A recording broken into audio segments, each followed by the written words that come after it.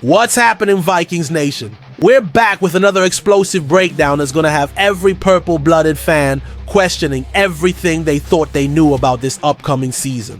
If you caught our last discussion, you know we're diving deep into the defensive chess moves that could completely transform Minnesota's championship aspirations. And trust me when I say, what we're about to uncover will have you refreshing your Twitter feed every 5 minutes waiting for breaking news. The league is buzzing right now, and it's not just about the typical off-season noise. We're talking about calculated moves that separate the pretenders from the contenders, and Brian Flores is sitting in that war room with a defensive blueprint that's about to make opposing offensive coordinators lose sleep. The pieces are falling into place for something special, and if you think you've seen everything this front office is capable of, you're about to be proven very, very wrong.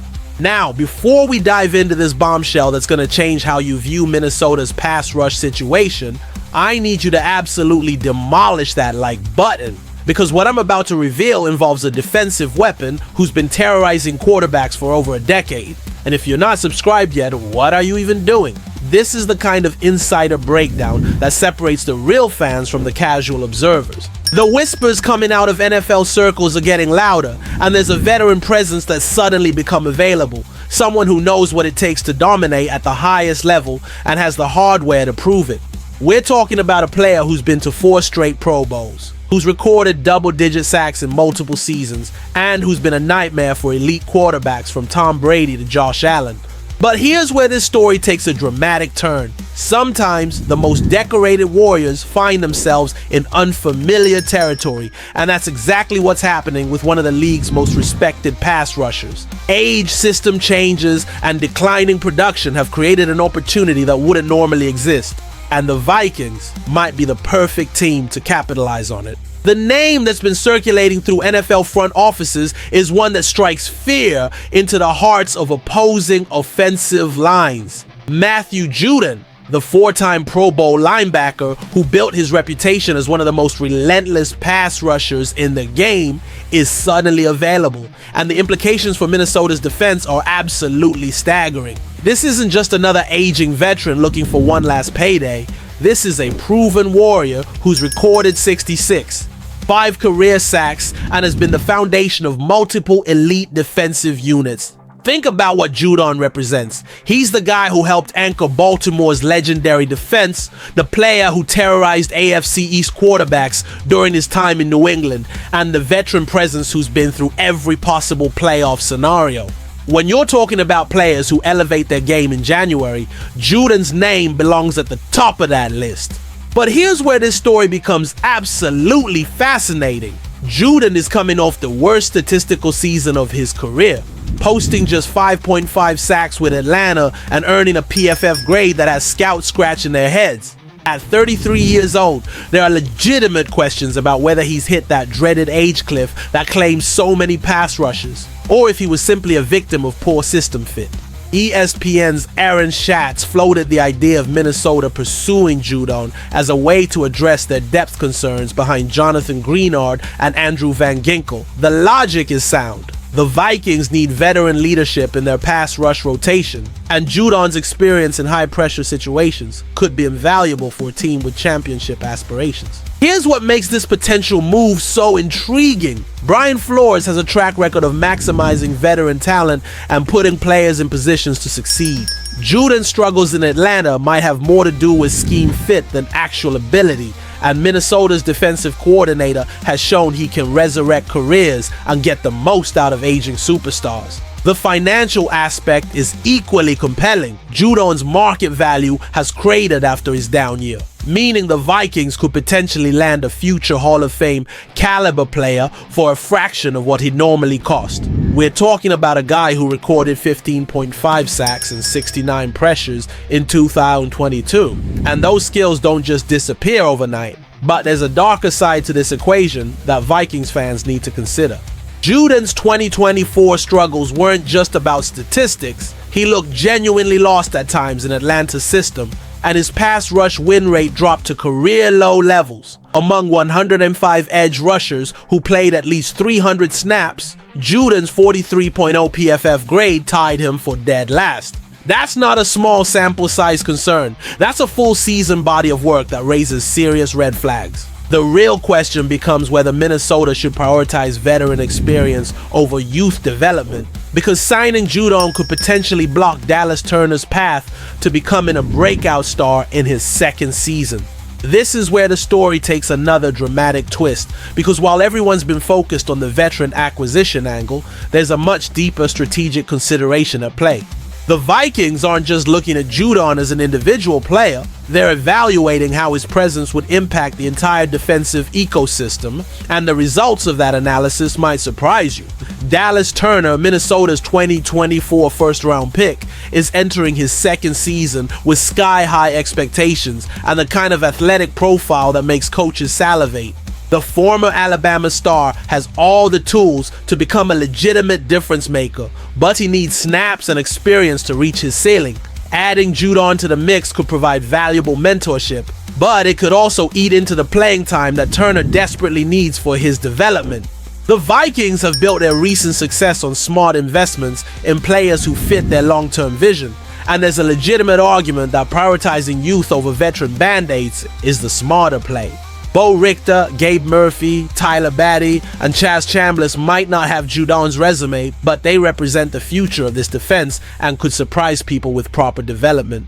Brian Flores has shown remarkable ability to maximize talent throughout his coaching career, and his defensive schemes are designed to create opportunities for players to succeed. The question becomes whether those opportunities are better served by giving snaps to a declining veteran or by investing in young players who could become cornerstones of the franchise. There's also the financial reality to consider. Every dollar spent on Judon is a dollar that can be used elsewhere, and the Vikings have already made significant investments in their defense this offseason. Jonathan Allen, Javon Hargrave, and Isaiah Rodgers represent major commitments, and adding another veteran salary might limit their flexibility in other areas. The injury history is another concern that can't be ignored. Judon has dealt with various ailments throughout his career, and Father Time is undefeated when it comes to pass rushers. The Vikings medical staff has worked miracles with injury-prone players, but banking on a 33-year-old edge rusher to stay healthy for a full season is always a risky proposition. What makes this decision even more complex is the timeline consideration. The Vikings are clearly in win-now mode with their current core, but they're also trying to build sustainable success for the future. Judon represents immediate impact potential, but he doesn't solve any long-term problems or add the kind of upside that typically excites this front office. The real intrigue comes from looking at this through the lens of what Minnesota has accomplished with similar reclamation projects in the past. They've had success with veteran acquisitions who are written off by their previous teams, but they've also had their share of misses when age and declining skills caught up with talented players. As we dive deeper into this defensive reconstruction project, there's one more potential move that could dwarf everything we've discussed so far.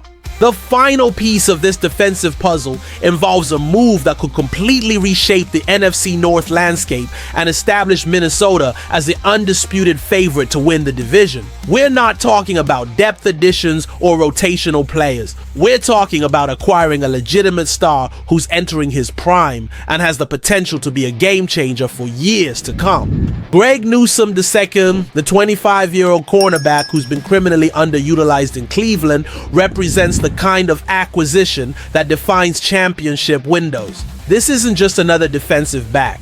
This is a former first-round pick who's been buried in a system that couldn't properly utilize his elite talents, and his availability has created a once-in-a-lifetime opportunity. The connection to Minnesota runs deeper than most people realize, because when Cleveland drafted Newsome 26th overall in 2021, guess who was part of the Browns front office helping make that decision?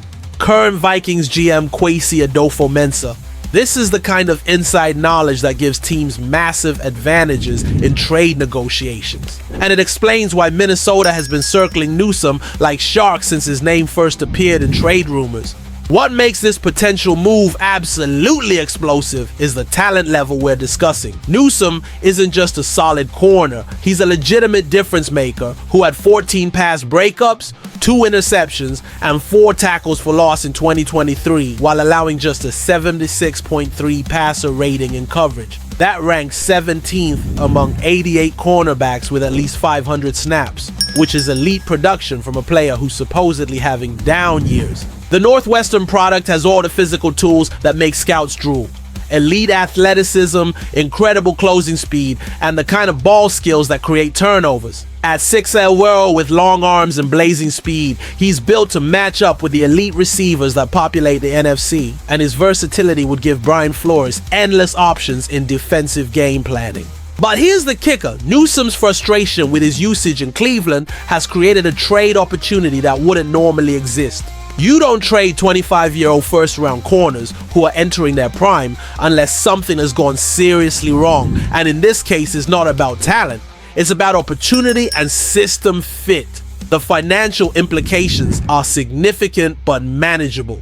Newsome's fifth-year option is worth $13, $4 million, and the Vikings would need to decide whether to exercise it or work out a long-term extension. For a player of his caliber and age, that's actually reasonable market value. And it would give Minnesota a cornerstone piece for their secondary for years to come. The real question is whether Minnesota has the appetite for another blockbuster move after already making major investments this offseason. They've been relatively quiet on the cornerback market, which suggests they might be comfortable with their current group, but if an opportunity to acquire a player of Newsome's caliber presents itself, it's hard to imagine them not exploring it.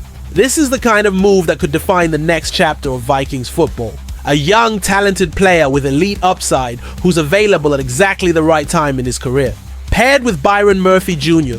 and Isaiah Rodgers, Minnesota could have one of the most dynamic secondary units in the entire league, and the impact on their championship odds would be immediate and substantial. So there you have it, Vikings faithful. 3 potential defensive additions that represent different philosophies and risk levels, but all with the potential to completely transform this roster. From the high upside reclamation project to the veteran leadership addition to the legitimate star acquisition, the next few weeks are going to be absolutely crucial for the direction of this franchise. Make sure you're subscribed because this story is far from over, and don't forget to let me know in the comments which of these moves you think would make the biggest impact. The chess match is just getting started, and the purple and gold are about to make some serious noise in 2025.